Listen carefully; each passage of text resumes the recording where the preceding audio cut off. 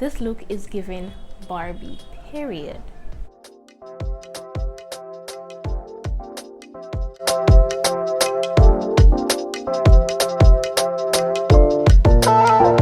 Hey guys, welcome back to my channel. It's been a while since I last posted, and I know, but I am going to try to stay consistent. Today I'm going to be showing you guys how I achieve this soft glam look, possibly everyday makeup look with a hint of drama because the lashes are quite dramatic, I know, but that's what I wanted to go for. You can do this look and just use like a more everyday suitable lash style. So I hope you guys enjoyed this tutorial. Thank you for stopping by. I'm just brushing the brows upwards with my spoolie, going in with some translucent powder just to mattify the brows, going in with my spoolie again to brush upwards. My spoolie is literally my best friend when I'm doing my brows. Using this got2b glue, I'm going to take the tiniest amount and I'm just going to use this to slick my brows down. Don't be fooled by the amount I put behind my hands. I'm not going to use even half of that product because if you use too much, it could clog up your brows and it could make it really difficult to fix, especially if you're a beginner. Going in with my brow pencil. This pencil is nothing fantastic in terms of performance. It's just what I have to work with currently and I'm quite satisfied with how it performs. I'm just stroking the brows. As you can see, I don't do a definite line below or above. I just keep stroking it until I've filled it in to my satisfaction. I find doing it this way helps with giving it that sparse and fluffy effect. I also take a little bit of a black brow pencil to also stroke the brow a little bit just to make sure that it has a little bit more extra pigmentation. I'm going in with my LA Girl Pro Concealer in the shade Chestnut to clean up the brows. I love this concealer because it's not too hydrating and it's also not too matte, so it's just perfect. Going in with my Plouise eyeshadow base, I'm just going to blend this all over my lids. This used to be the holy grail of eyeshadow bases, or at least it's still my holy grail anyway, but if you don't have this, you can always use your concealer as your eyeshadow base. For this look, I'm going to be using just 2 eyeshadow colors and I'm going to be using this big fluffy blending brush because I just want an even distribution of color. I'm not doing any precision work or anything precise. I'm just going to blend this into my crease, into my brow bone, the inner portions of my eyes and also the outer corners. I'm going to blend this everywhere except my inner lids. I'm taking this brown soft beigeish color and I'm just going to put this on my lid. I'm packing it on the brush and tapping it onto the lids gently just so it isn't patchy and it goes on really smoothly. I'm going back in with that brown shade that I use as my transition color and I'm just going to blend the edges and also the inner parts just to make sure that it's not patchy and everything blends into each other and there's no harsh lines. Going in with this black soft gel liner and this smudge brush, I'm going to do a smudged out liner. I'm taking a little bit of the gel liner and then I'm going to go in with the smudge brush. I actually highly recommend this gel liner because it's very black pigmented and it's very easy to work with. So I'm just going to keep blending this. I'm going to do a short non-precise wing liner.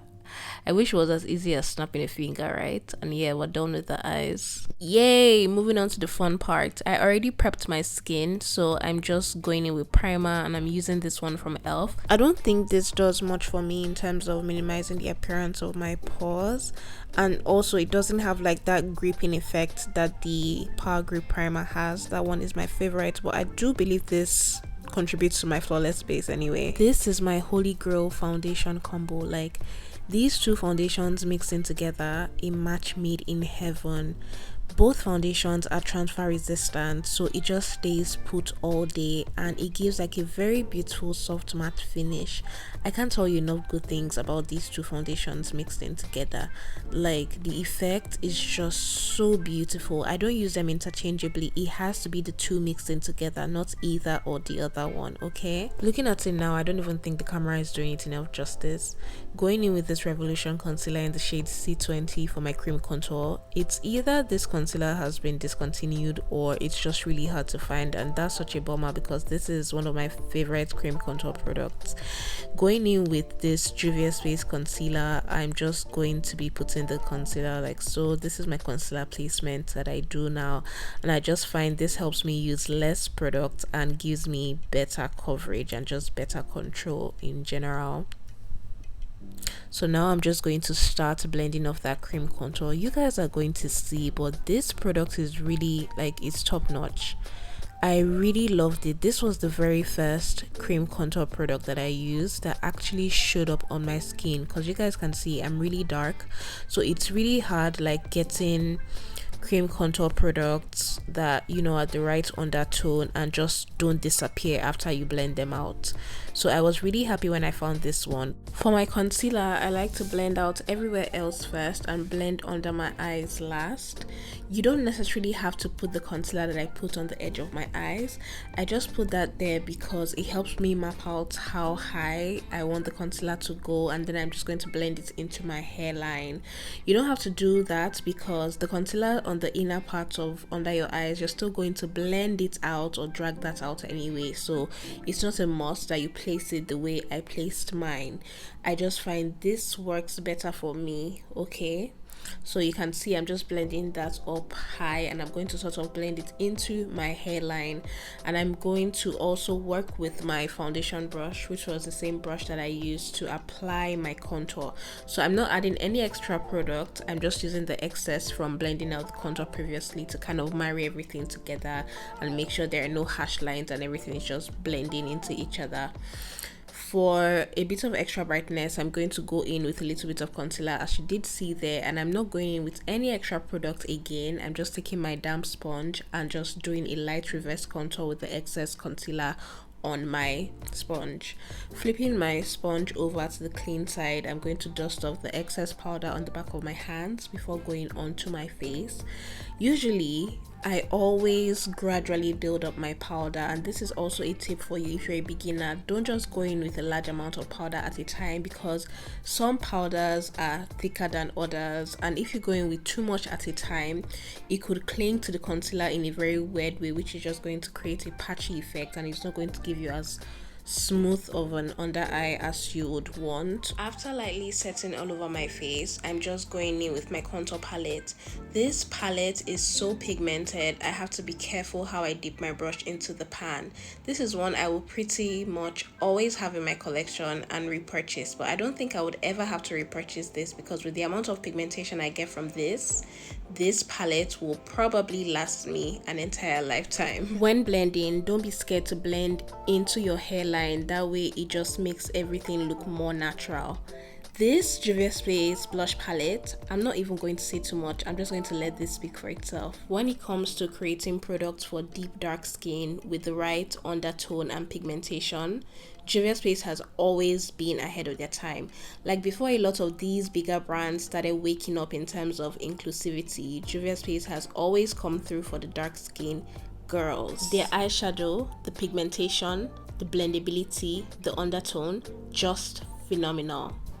I'm just going in with some powder on my cheeks between where the blush and the setting powder meet, just to blur it out a bit so there isn't as harsh of a line between where the two meet.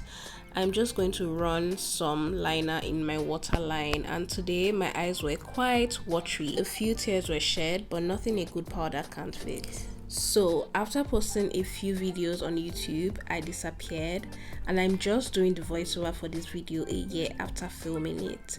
After filming this video, I must say in terms of life, a lot really happened, but I'm just thankful that life is so much better and I'm able to come back to doing the things that I love. Maybe one day I'll do a story time.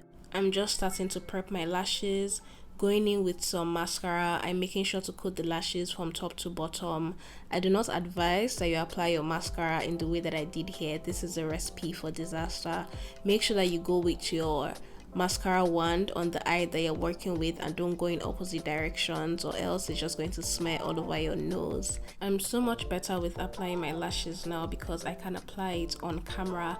When I'm doing my lashes, I like to take my mirror way below, so that way I'm looking down and it's so much easier for me to see my lash line where I'm just going to place the lashes. I'm just putting some translucent powder to prep my lips on my liner.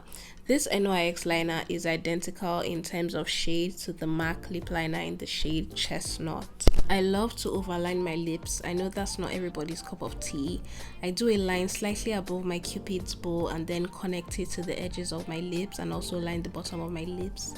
I'm taking this Juvia's Place lipstick, and this is quite new to my collection. I would try to probably do a video showing you guys some of the new makeup products that I have in my collection, because I have quite a handful. Now, I'm not quite a matte girl. I never wear matte lips out on its own. You would never catch me without a gloss, and these two NYX glosses are so perfect. These two are part of the new shades that they came out with, and I'm pretty sure I picked up all the shades. NYX glosses are top notch, and it's so insane how affordable they are for the way that they perform. Setting spray, I'm just pressing in the excess setting spray with my damp beauty sponge into my skin. This just helps everything melt together and takes away the powderiness.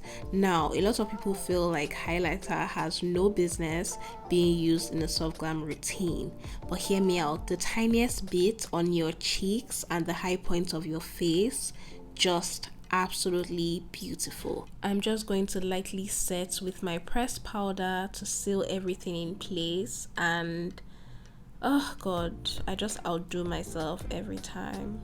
It's not a Slay Cocoa approved tutorial if I don't wink at you guys, so please let me know in the comment section what you thought about this look and what sort of tutorial you would like to see me do. See you in my next one. Bye.